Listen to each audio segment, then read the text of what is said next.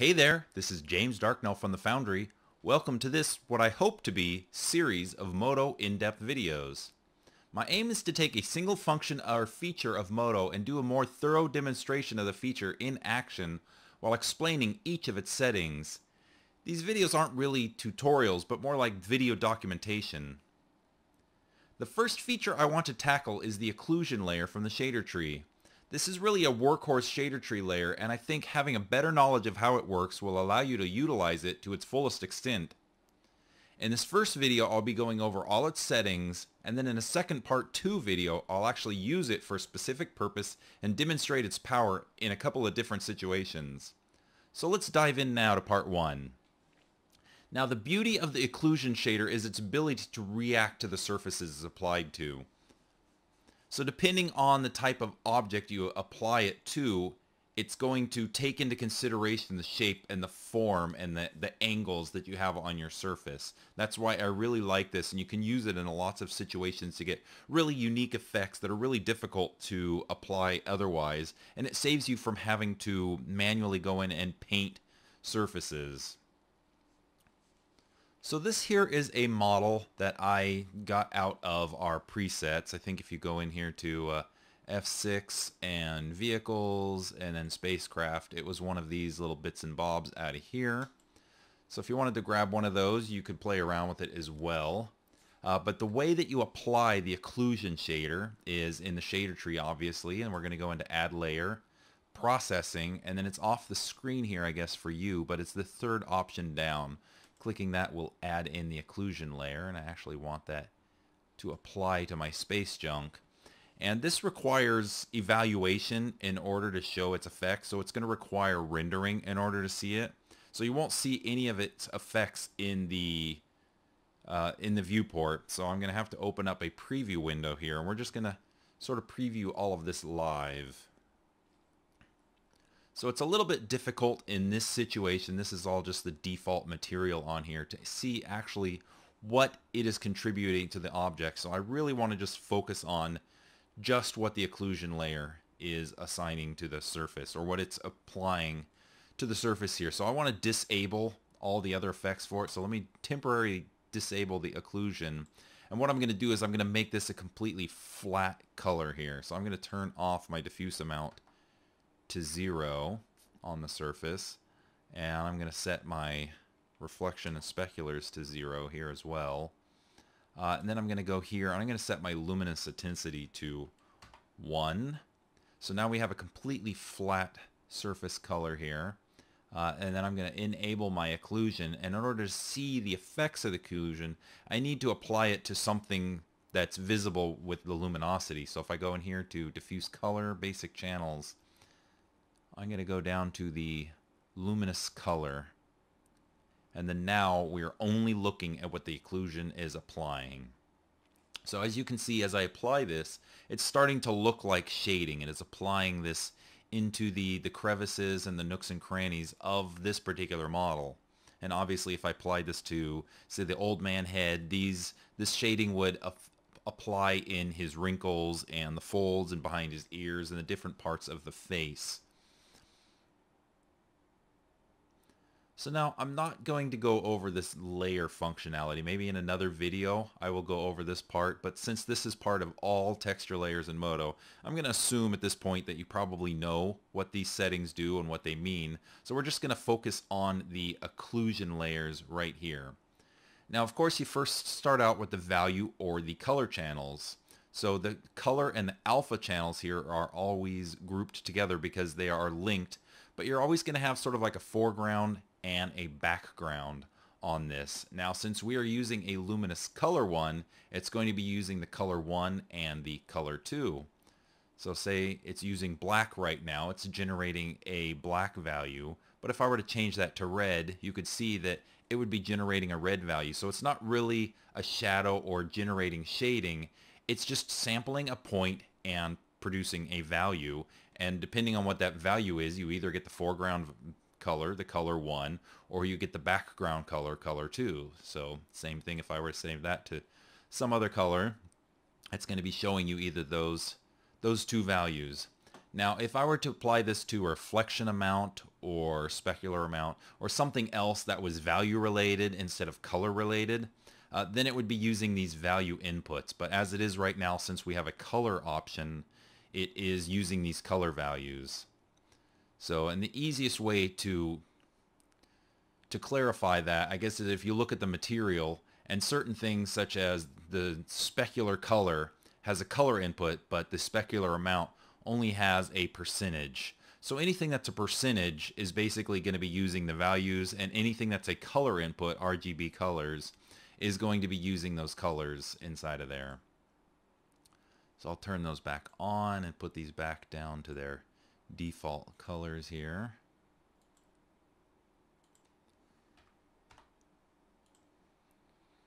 All right, and then the alpha that's applied to these basically just shows what's underneath. So if I were to go back into this material and set, say, the luminous color to orange on that, this occlusion layer is overriding that.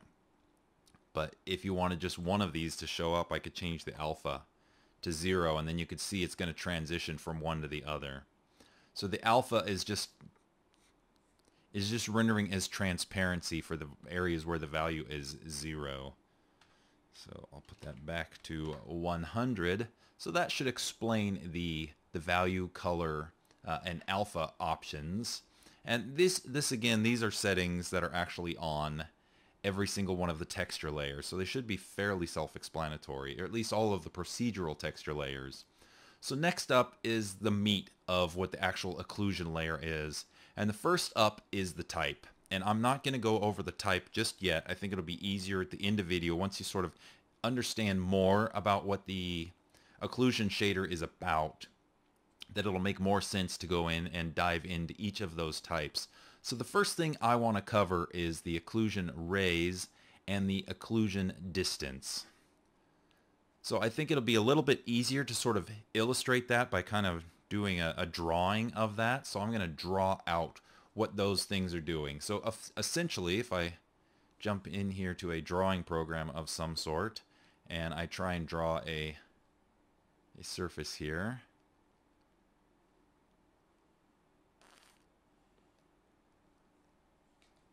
so what is happening with occlusion? It is firing rays from your surface at each sample position. So each sample position is essentially each pixel in your image. So a ray, it calculates a position and then it fires up a ray.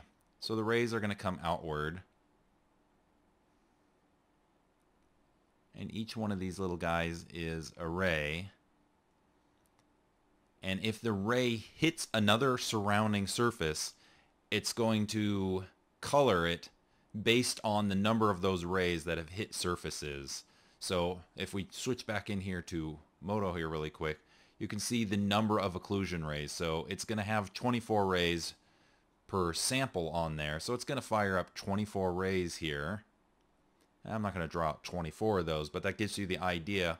And if most of those rays are hitting another surface, then it's going to shade it mostly the color 1. If it's not hitting any of them, like it would be over here, it's not hitting any, then it's going to shade it the color 2. So like if we put a sample right here, most of these rays would be hitting this wall right here, whereas over here, not as many of them would be hitting for those sample points. So the number of samples that you're telling Modo to do, this occlusion rays, that's the number of ray samples that it's raying out. And obviously the more rays that you fire out, the more accurate it's going to be. And then the distance value is how far those rays shoot. So if you have them only shoot out a little bit, you're going to get a very different solution than if they're coming out very far. So, and I can illustrate that directly in Modo here. So if we set this out to, say, 10 millimeters, you're only going to get the faintest little inside crevices there. And if we set it to something like 800 millimeters, you're going to get much more. It's going to see the surrounding area much more than what it would see otherwise. So I'd say the next important setting here is your spread angle here. So let me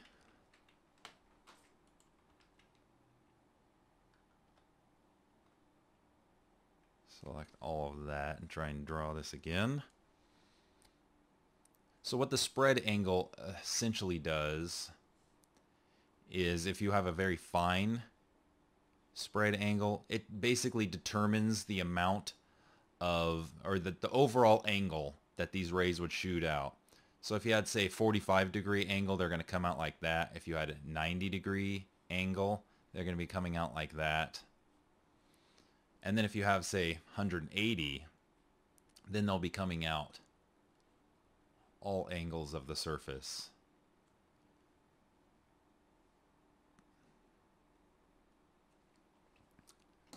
So say, for instance, if I make this 90 degrees, you can see how it kind of spreads it, and it softens it a little bit more as well.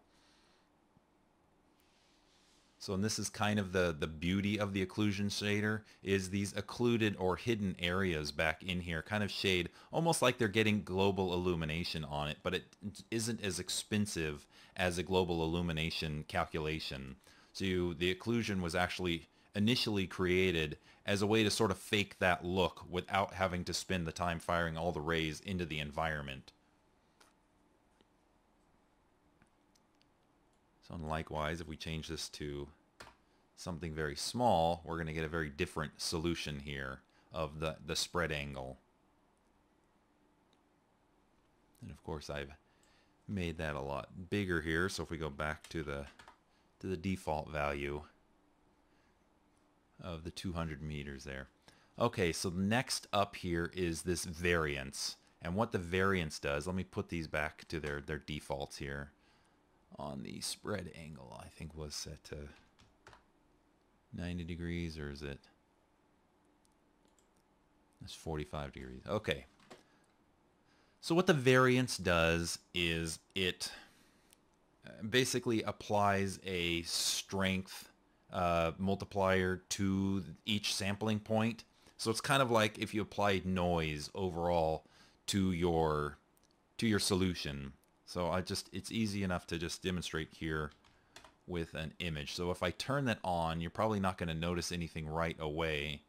But if we change the scale to something more into what we have with our scene here, now you can start to see how the variance here is making this look more splotchy. So it's just kind of a way to sort of grunge up, and as you can see, to vary the look of the occlusion that you have going on there.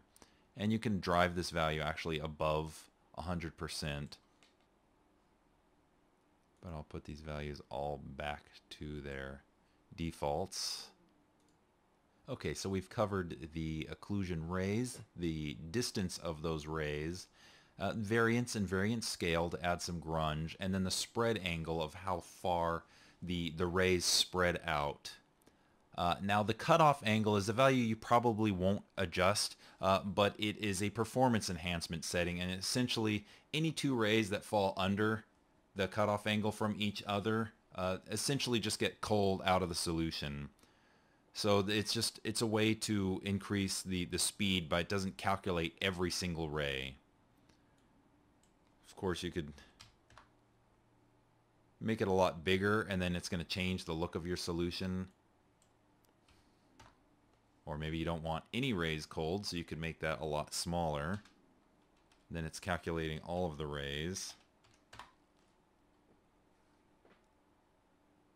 But I generally do not ever adjust the cutoff angle value on that one. Okay, the same surface only.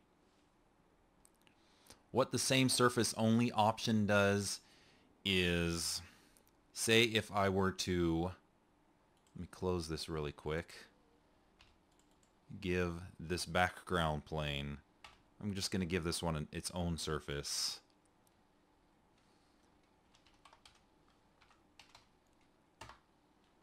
Give that a name, go in here, and then I'm going to duplicate the occlusion shader.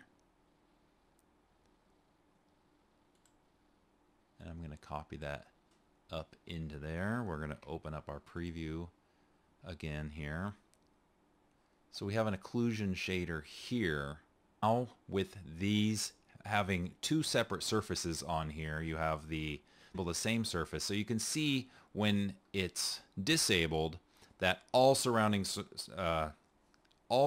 geometry is taken in consideration for each sampling point. But if you toggle the same surface option, then all of the surrounding geometry that is not part of that surface will then be ignored. Hopefully that explains it well enough. Now I'm going to very quickly set this all back to one surface here.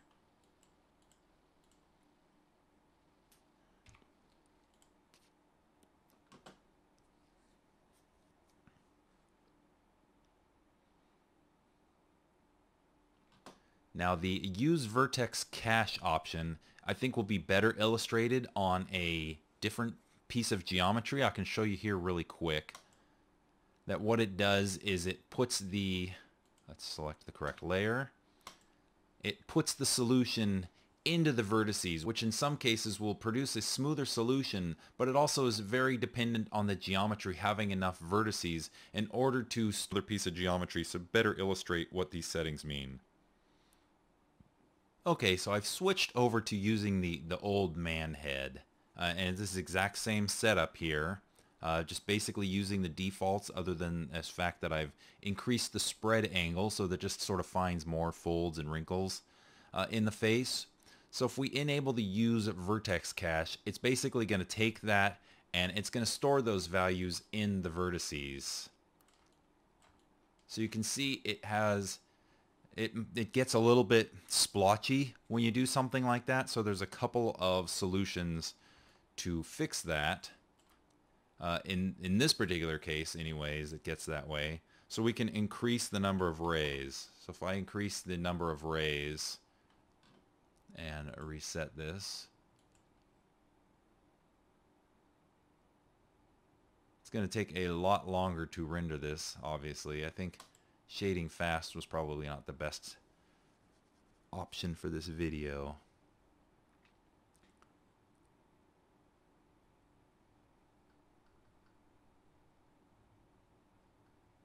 So see, you're getting a much smoother result, but it's taking a lot longer in order to get that result.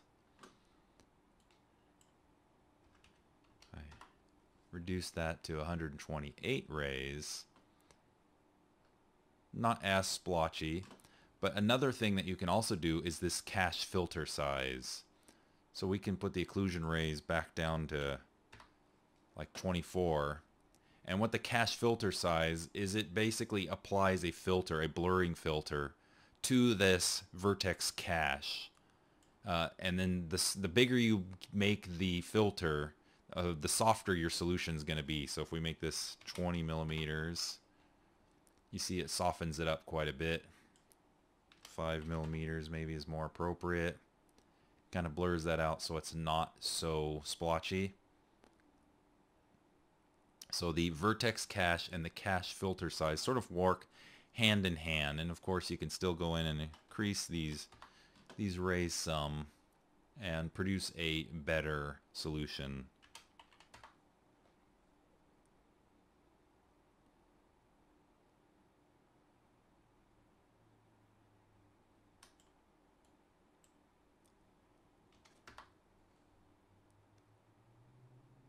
Alright, so the last two settings are the bias and gain.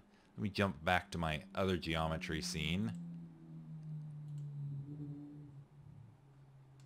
So what the bias does is it basically controls whether it's biasing. It's going to push the number of rays more towards the value 1 or the color 1 or the value 2 or the color 2. So if we go all the way to 100, then it's going to bias the rays to pretty much always choose the color 1 if it hits anything. If it doesn't, then it's going to use the color 2 value. And then obviously going the other direction is going to have it bias the other direction. So any rays, whether they're getting hit or not, are going to use the color 2 value. So 50% is always the smoothest blending between those two values. And then the gain is kind of like a curve, so almost like a gamma curve, excuse me, where it just sort of darkens it in that particular direct contrast. And as you reduce the gain, it reduces that contrast. And again, 50% is your center point to get the smoothest gradation out of your occlusion. So the last thing I'm going to go through here, now that we understand sort of basically all of what these settings are doing in here, we can take a look at the different types of occlusion. So as I've pointed out in my little drawings is the basic occlusion, the uniform, it is firing our rays outward. So what the different types do is it controls the way the samples are taken.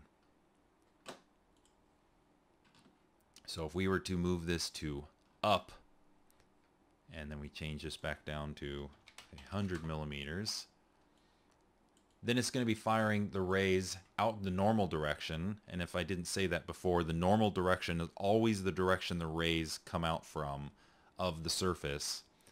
It's going to be firing rays mostly in the upward direction, the Y positive, and if it hits a surface, then it's going to be shading that. And that way, that's how you get the shading underneath your surface. So this is sitting upright, and as I increase this value,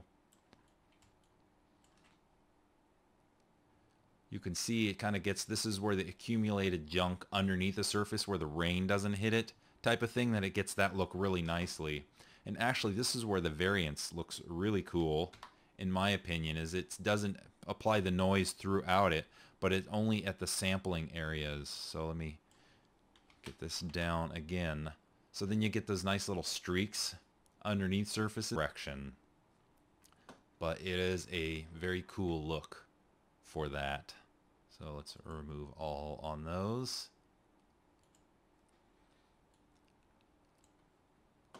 And then we have the downslope, where it's going to favor any slopes that are flat.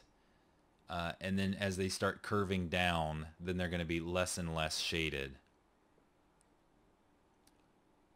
So it's going to be sampling those based on the angles of those surfaces. Then we have reflection. The ray is going to come out from the camera position, and it's going to hit a surface, bounce off in its normal direction, or for the angle of reflectance, actually, based on the surfaces is normal. And then if it hits another surface from that point, then it's going to say that that's a reflection, and it's going to shade that depending on how many more surfaces it's going to hit. So this is kind of like controlling if you wanted to put different kind of shading in areas that would normally get reflections on them. It's not something you do very often, but something especially with nodal shading where you want to control something based on reflection rays can be very powerful. Now the concavity and the convexity settings are the ones that I use the most often. And the difference between these, instead of firing them outward from the surface, they actually come up the occlusion distance and then fire inward. And I can show you really quick surface. If you're sampling this way, these rays might find something, but when you're sampling right here, even if you have a very wide ray, this one's going to end up being lighter than a sample point here. So you end up with these areas as you start getting into corners where it gets dark, and then it lightens it as you get into the get a very different solution. So it's going to be better at finding these sort of recessed concave areas, which is exactly what it's named for. And, you know, likewise, all the same settings, the spread angle. So I'll generally increase that to say like 120, and then increase the number of rays. And that's really going to find all of those nice recessed areas that you have in your surface. And then the opposite of that is the convexity. So I kind of think of concaves as being the interiors, and convex is the external part of it. So the convexity is going to be the exposed, sort of worn edges, something where it's going to get scratched on those edges the most. And that's how I use these as group masks, to put scratches right on the outer edge of a surface.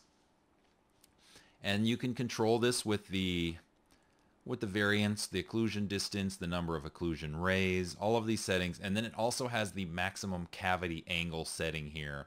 And what this does is it takes into consideration the surrounding surfaces. So as you increase or lower this angle, it's in its essence just a way to sort of widen or reduce the solution that you get for convexity. So if I were to increase this, you can see how it kind of tightens that up.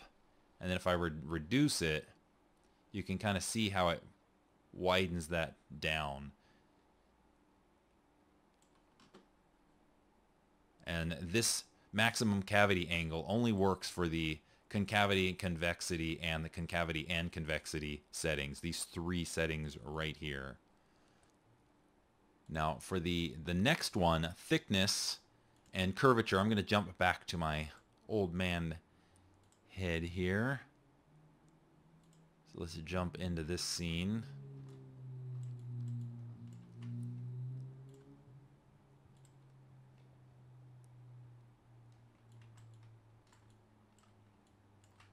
And we're going to look at the thickness here. And what this is going to do is the ray is going to go into the surface, and when it hits a normal facing the other direction, that's how it's going to calculate the thickness of your surface. So this is great for adding in color for like the ears. Once the ears have a lot of backlighting, it gets really red inside of here, and also, you know, the thin areas of the eyelids. So you can, of course, increase your distance of how far a ray travels.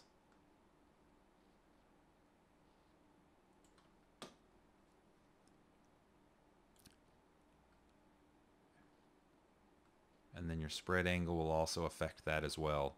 But it's just a great way for calculating surfaces based on how thick or thin they are. It's great for doing organic, human, animal type of surfaces like this. And then last but not least is the curvature. And this is how round or how smooth a surface is. As you adjust your spread angle there, it's kind of controlling the contrast between the light and the dark areas there. So you can kind of adjust to your taste. And the nice thing about the curvature, that unlike any of the others, it's a little more sensitive to changes in surface. So it's getting a lot more of these wrinkles than when we were just using the uniform or even the concavity setting in there. So that should cover everything, all of the settings that we have in the occlusion shader.